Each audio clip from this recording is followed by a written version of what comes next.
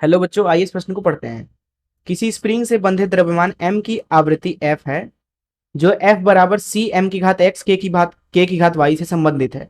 जहां c की कोई विमा नहीं है, तब x व y के मान होंगे। पहला ऑप्शन है x बराबर 1/2, y बराबर 1/2। दूसरा ऑप्शन है x बराबर ऋण 1/2, y बराबर ऋण 1/2। तीसरा ऑप्शन है x बराबर 1/2, y बराबर ऋण 1/2। अंतिम ऑप्शन है x बराबर ऋण 1/2, y बराबर 1/2। आइए इस प्रश्न की मुख्य अवधारणा की चर्चा करें। मुख्य अवधारणा।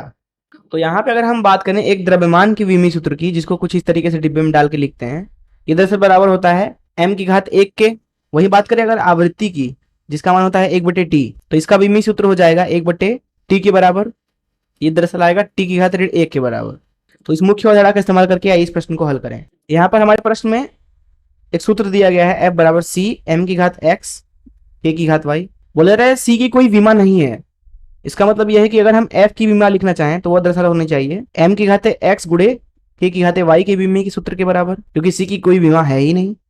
f की अगर विमा लिखना चाहें तो वह t की घात ऋण 1 बराबर m की विमा जो कि है m की घात x हो जाएगी, k की विमा।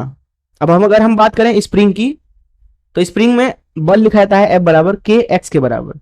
बल की विमी सूत्र होती है m l t की घात ऋण 2 बराबर k का विमी सूत्र, इसको इस तरीके से डिब्बे में डाल देते हैं, x जो कि होती है लंबाई, तो उसका विमी सूत्र l है।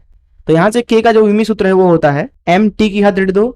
अब इसको उठा के यहाँ पे हम अगर डाल दें, और यहाँ है k की घात y, तो यहाँ से हमें मिलेगा t की घात ऋण 1 बराबर m की घाते x, k की जगह पे रख देते हैं, तो हमें मिलेगा m की घाते y गुणे t की घात ऋण 2y। तो यहाँ से मिल रहा है आपको t की घात ऋण 1 बराबर m की घात x धन y गुणे t की घात ऋण 2y। तो ऋण 2y का मान है यहाँ पे ऋण 1 के बराबर। इसका मतलब है कि y का मान आपको मिल रहा है 1/2 के बराबर। वहीं अगर बात करें x धन y की, तो इधर जो है हम लिख सकते हैं m की घात 0, तो x धन y 0 के बराबर आ जाएगा, जिसका मतलब है कि x का मान आ जाएगा यहाँ से x बराबर ऋण y। ऋण y मतलब क्या, ऋण 1/2।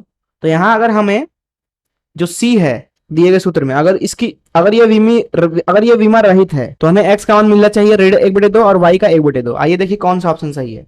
जैसा कि यहाँ पे आप देख सकते हैं कि डी ऑप्शन सही होना चाहिए, x बराबर ऋण 1/2, y बराबर 1/2। मैं आशा करता हूँ कि आपको इस प्रश्न का हल जरूर समझ में आया होगा। धन्यवाद।